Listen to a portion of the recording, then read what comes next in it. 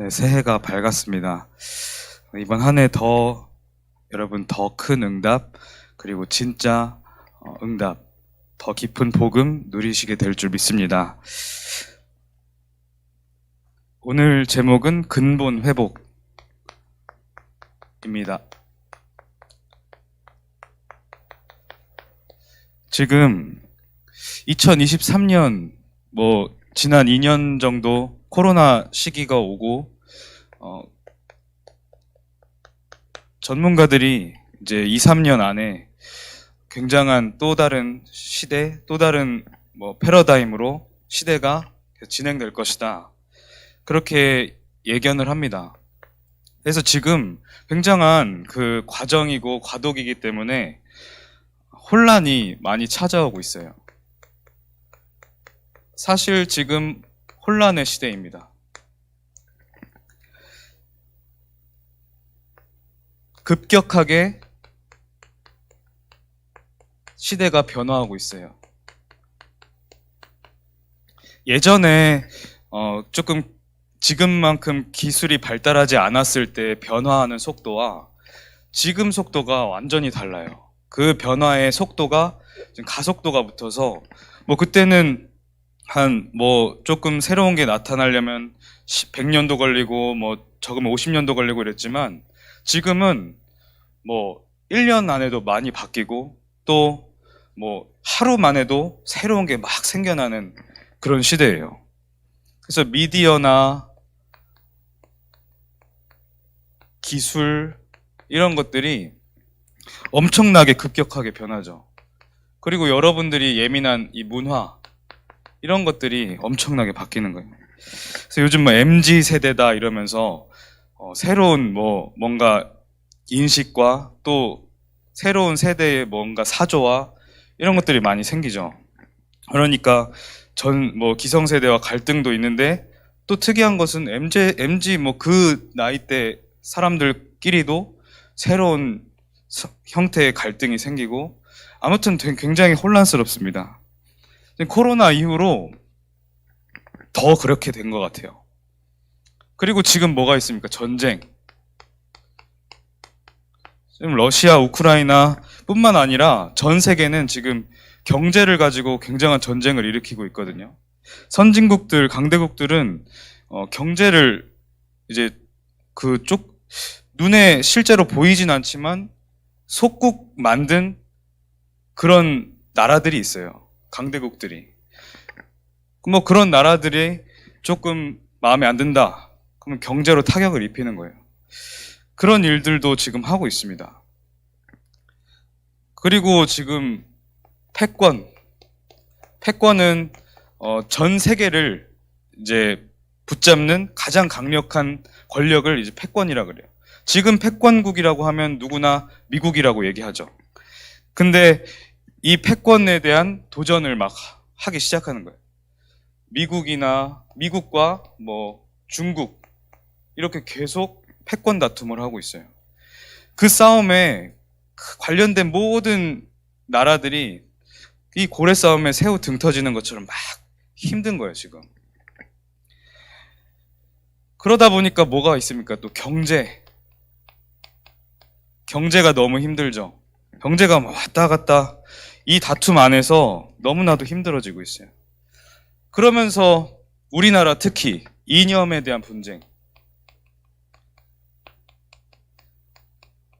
나는 좌파다, 나는 우파다, 나는 진보다, 나는 보수다 이러면서 이념 분쟁을 하고 있죠.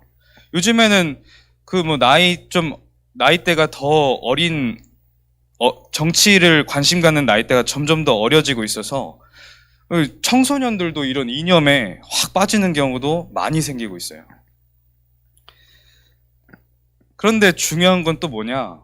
이러는 와중에 정신 문제 이게 너무나도 심해지고 있다는 거예요. 이렇게 겉으로는 막 싸우고 힘있고 뭔가 진취적으로 하는 것 같지만 그 사람 개인에게 그리고 그 집단 그 개인을 딱 들여다보면 다 정신 문제로 앓고 있어요. 우울하고 조울증, 공황증, 강박증 해결되지 않는 정신 문제에 빠져 있습니다. 그러면서 청소년 문제는 점점 또 이것도 급격하게 증가하고 있어요. 청소년 범죄, 그런 것들이 점점 너무 잔인하고 너무 이제 상상을 초월하는 수준으로 청소년 문제가 일어나죠. 어른들도 하지 않았던 범죄들을 청소년들이 하고 있어요. 이런 혼란의 시대 속에서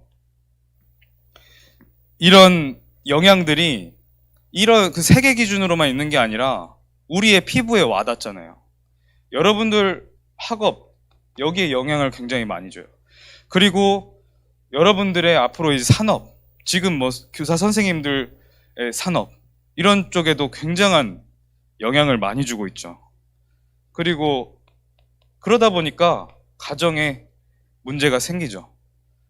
분쟁이 생기고 또 갈등이 생기고 이런 영향을 계속 주는 거예요.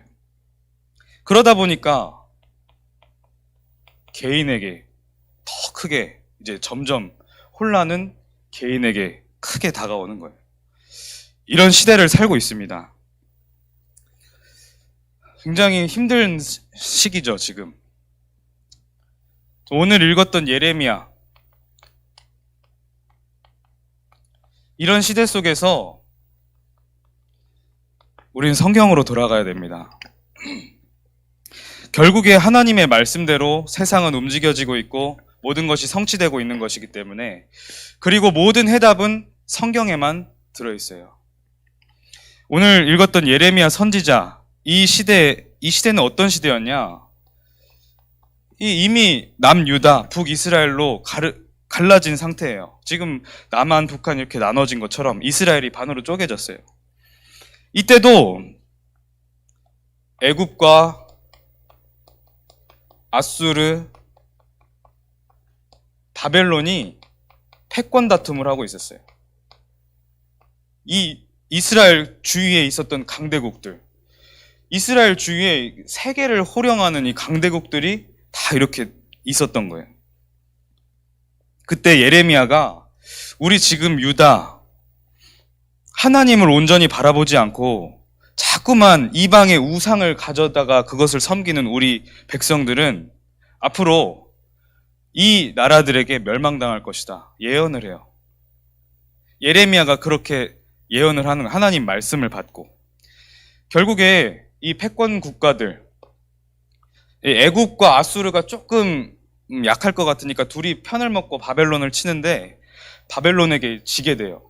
그래서 패권국이 바벨론이 되게 됩니다. 결국에 예레미야가 예언한 대로 바벨론이 유다를 이제 삼켜버려요. 완전히 멸망시켜버려요. 그러니까 이 예레미야가 바벨론에게 우리는 지게 되고 우리 예루살렘 성은 바벨론 그 국가에 함락될 것이다 예언하니까, 그때 당시 시드기야 왕이 예레미야를 시위대 뜰에 가둬버린 거예요. 그때 뭐 예레미야는 시드기야 왕뿐만 아니라 막 백성들이 다 싫어했겠죠. 우리 국가가 이렇게 멸망당한다고 하니까. 지금 당연히 그게 뻔히 보이는데 지금 그 이스라엘 사람들은 영적인 눈도 어두워지지 아무것도 지금 안 보이는 거예요. 그래서 결국에는 이렇게 함락이 돼버립니다. 그때 예레미야가 왕에게 시위대 뜰에 갇혀서 지금 받는 말씀인 거예요. 아직 시위대 뜰에 예레미야가 갇혀 있을 때 여호와의 말씀이 그에게 두 번째로 임하니라. 이스라엘 국가가 멸망당할 것이다 이렇게 말씀을 받고 두 번째로 말씀을 받는 거예요. 이 예레미야 33장에서 우리는 하나님 앞에 서는, 그리고 기도하는 내용을 배워야 돼요. 먼저 우리는 예레미야처럼 이런 시대 속에서 하나님의 말씀을 받을 수 있어야 됩니다. 우리는 그리스도로 하나님 자녀가 되었고, 사실상 우리 속에 삼직분의 능력을, 그 권세를 사용할 수 있는 실제 권세를 얻게 됐어요. 예레미야가 말씀을 받았던 것처럼 우리 하나님 자녀는 하나님의 말씀을 받을 수 있다는 거예요. 그런 것처럼 예레미야가 하나님의 말씀을 받았던 것처럼 여러분들이 먼저 이 시대 속에서 하나님 말씀을 받을 수 있어야 된다. 그렇다면 당연히 하나님 앞에서는 온전한 예배가 여러분들 속에는 회복되어야 돼요. 일평생 하나님 앞에 예배만큼 중요한 것은 없어요. 예배 속에서 하나님의 말씀을 받고, 그게 이제 1절에 여호와의 말씀이 예레미야에게 두 번째로 임하니라. 그때 무슨 말씀을 주십니까? 일을 행하시는 여호와, 일을 행하시는 여호와, 그것을 지어 성취하시는 여호와,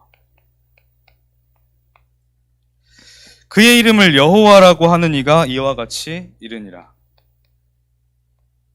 하나님은, 여호와 하나님은 반드시 그 언약을 성취하십니다. 우리가 문제 속에 있고 응답이 안 온다고 생각되어질 때도 그때 하나님은 계속해서 일하고 계세요. 그 언약을 성취하시기 위해서 우리가 느끼지 못하도록, 우리가 느끼지 못해도 하나님은 그 와중에도 성취하고 계시는 거예요. 그의 이름을 여호와라고 하는 이가 이와 같이 이르니, 여호와의 의미가 뭡니까? 스스로 있는 자. 이 세상 만물을 이 여호와께서 지으셨단 말이에요. 여호와를 지은 존재는 없어요. 스스로 있는 자. 여호와만이 기준이고 여호와만이 정답인 거예요. 그래서 하나님은 지금도 함께 하시며 언약을 성취하고 계신데, 그 하나님이 누구시냐? 전능의 하나님이시다. 스스로 있는 전능의 하나님이시다. 3절에 보니까 너는 내게 부르짖으라.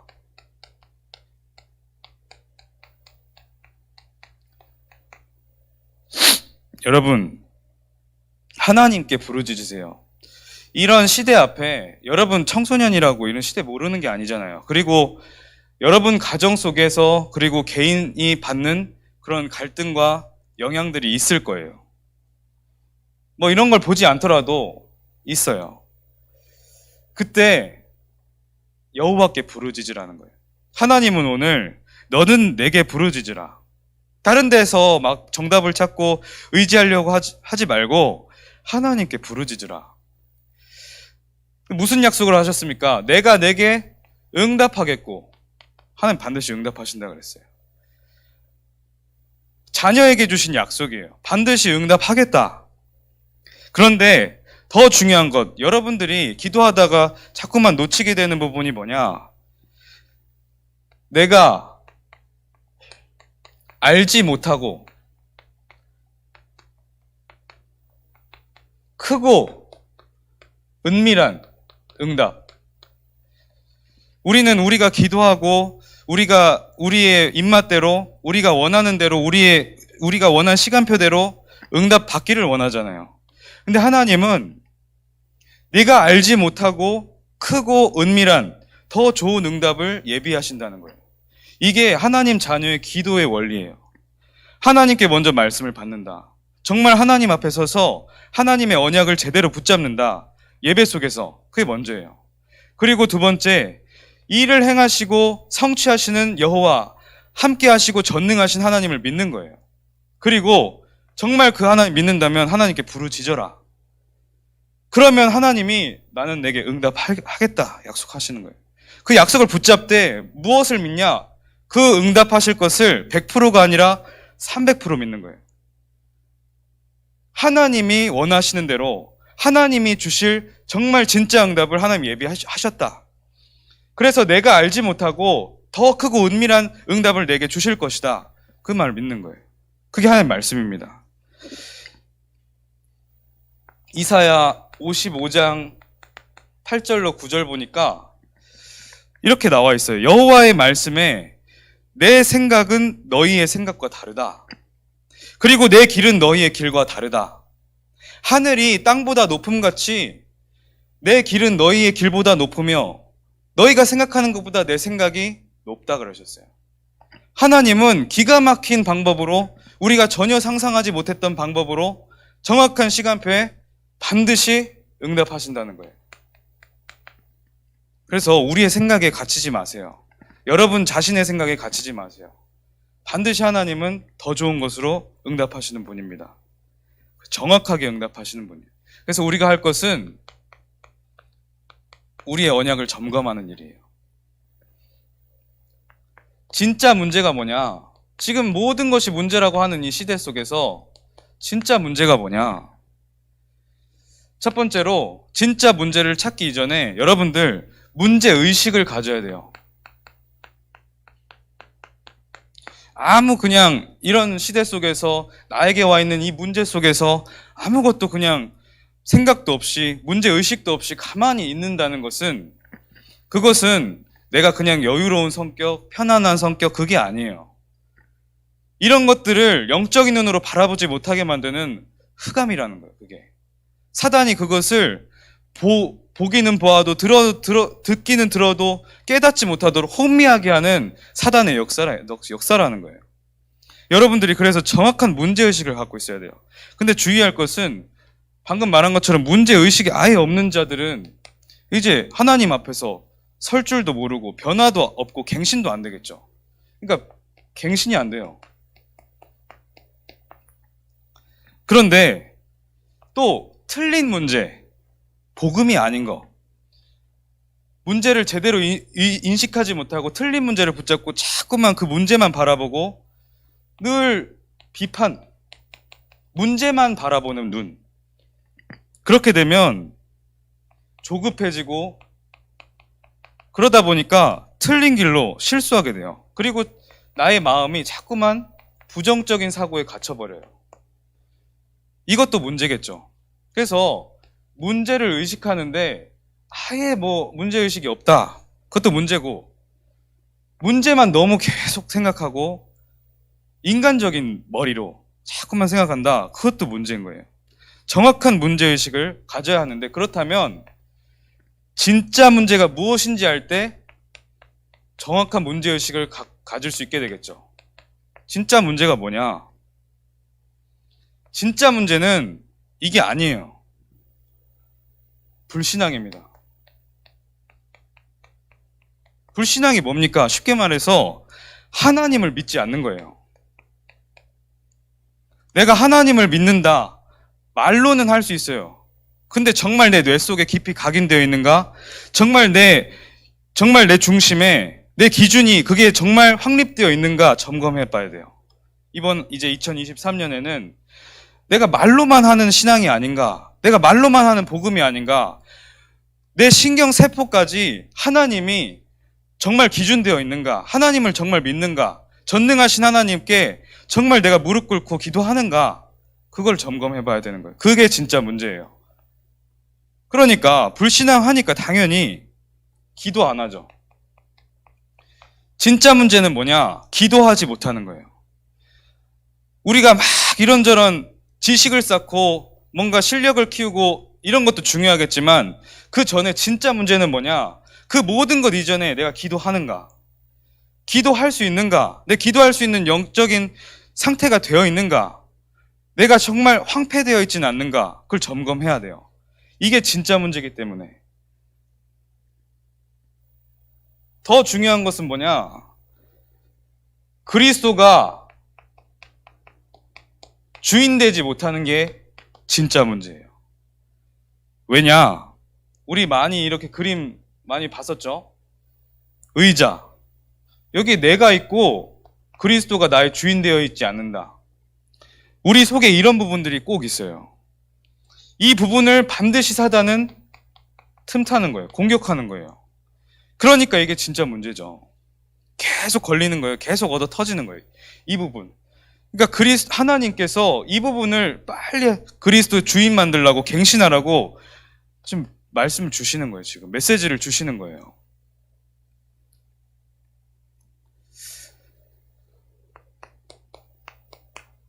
갈라디아서 5장 22절에 보면 성령의 9가지 열매가 나와요. 정말 내가 하나님 앞에 하나님을 누리고 정말 기도할 수 있고 정말 그리스도가 주인 되어지면 어떤 열매가 나타나냐? 사랑, 그리고 희락, 화평, 오래 참음과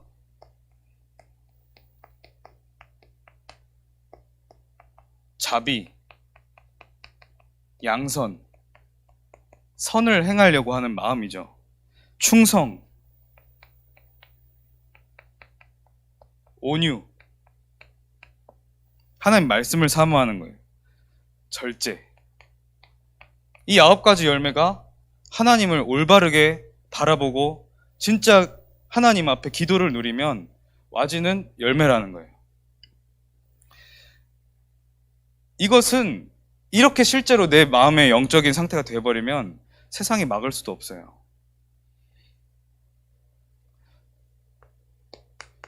진짜 그러면 답이 뭐냐? 그 전에 문제가 찾아올 때 2가지 사람이 있죠. 그 문제 속에 완전히 빠져버리는 자. 그 자는 어떻게 돼요? 당연히 낙심해요. 처음에 뭐 낙심할 수는 있겠죠. 근데 이게 완전히 불안으로 정말 이게 불안이 한번 시작되면 꼬리에 꼬리를 물고 염려로 내게 탁 자리 잡게 돼요. 그리고 어떻게 됩니까? 과거의 상처 다 끌어내요. 과거에 내가 입었던 상처, 내가 피해자라고 생각하면서 막 끌어내죠. 그리고 지금 당하는 그 문제 속에서 또 상처를 받아요. 상처 덩어리가 되는 거예요.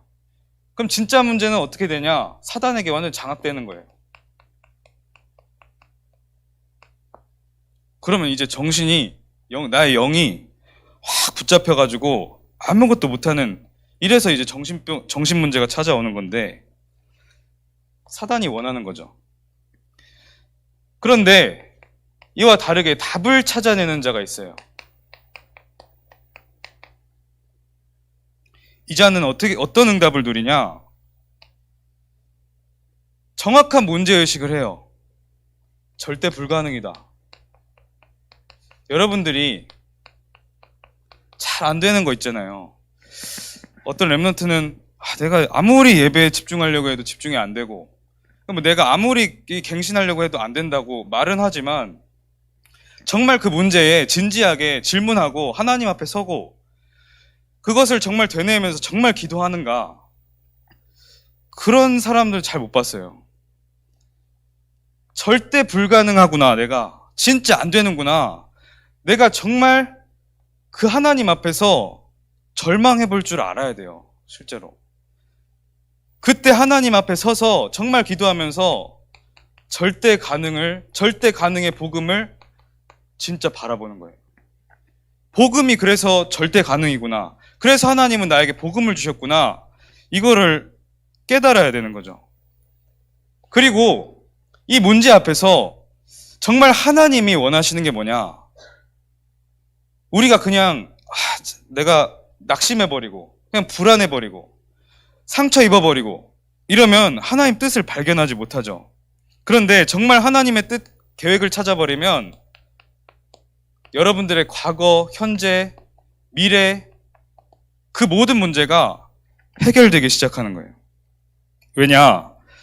여러분들의 과거에 있었던 그 상처들, 그리고 과거에 있었던 문제들, 그리고 지금 있는 그 문제, 지금 찾아온 그 문제, 그게 다른 것으로는 안 돼요. 하나님의 말씀으로 하나님의 계획과 뜻을 정말 발견해버리면 그게 발판이 돼버리는 거예요. 이 작업을 안 하는 거죠, 사실은.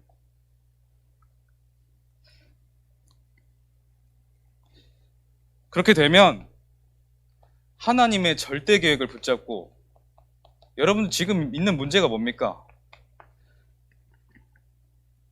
하나님의 절대 계획을 발견하세요. 분명히 하나님은 예레미야를 통해서 말씀하셨던 것처럼 여러분들이 지금 말씀하고 계세요. 여러분들이 갖고 있는 그 문제와 여러분들 혼자서 겪고 있는 그 갈등 속에서 하나님 계속 말씀하고 계십니다. 하나님의 절대 계획을 정말 붙잡아 버리면 이 언약이 그때부터 능력으로 나타나기 시작하는 거예요. 그래서 결론으로 여러분들 지금 그 문제를 해결하려고 하기 이전에 근본을 점검해라.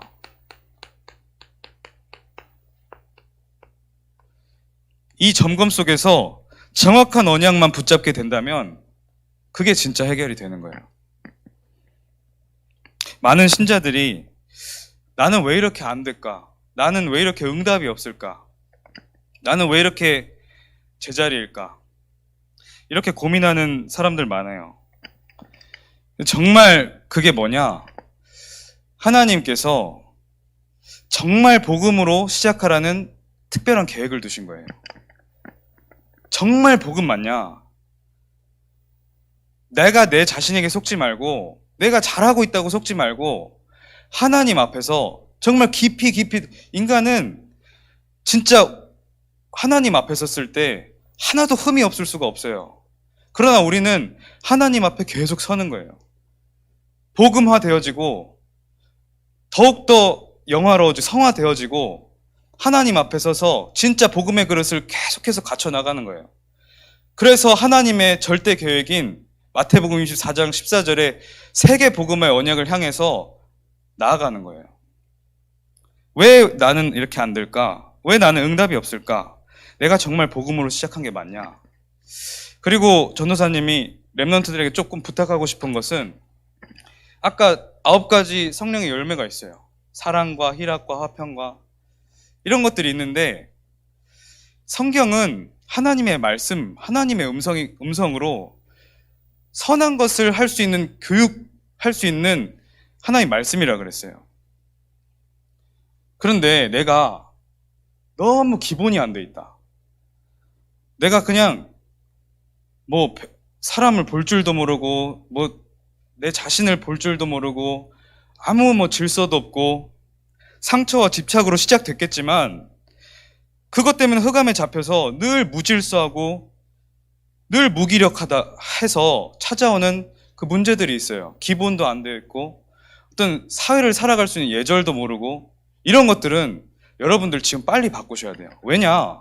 그런 게 없으면 그 사람이 아무리 사랑해줘봤자 소용이 없어요. 그 사람이 나를 사랑해준다? 싫어요, 저는. 그 사람이 뭐 희락을 누릴 수 있겠죠. 뭐를 위한 희락입니까? 화평케 한데 뭐 할 수가 없어요. 말이 안 되는 거죠. 오래 참으면 그 사람이 참을 게 뭐가 있을까요? 뭐 참을 것도 없죠, 뭐. 자비 베풀 것도 없는 거예요. 양선, 선을 행한다? 이 의미도 아직 모르고 있어요. 충성한다? 틀린 충성 될 수 있어요. 온유, 말씀, 시작이 바로 안 되는데 어떻게 됩니까? 절제한다? 절제 무질서는 안 돼요. 그래서 진짜 복음으로 시작한다는 게 뭐냐? 내가 진짜 복음 이게 아니라 진짜 나를 복음 앞에서 점검해 보는 거예요. 하나님이 원하시는 삶이 이게 맞냐? 한 해를 돌아보면서 내가 뭔가 나에게 이상한 말들이 전달됐다. 내가 뭔가 오해를 받았다. 그럼 나를 점검해 봐야 되는 거예요. 그 사람을 뜯어 고치려고 하는 게 아니라 그 안에 분명히 하나의 메시지가 있기 때문에. 그래서 여러분들이 진짜 복음으로 시작한다는 말이 뭐냐? 거창하고 막 이게 아니에요. 기본을 제대로 갖추면서 탄탄하게 가면서 진짜 이 능력을 누리게 되는 게 여러분들 지금 복음으로 제대로 시작하는 길이에요.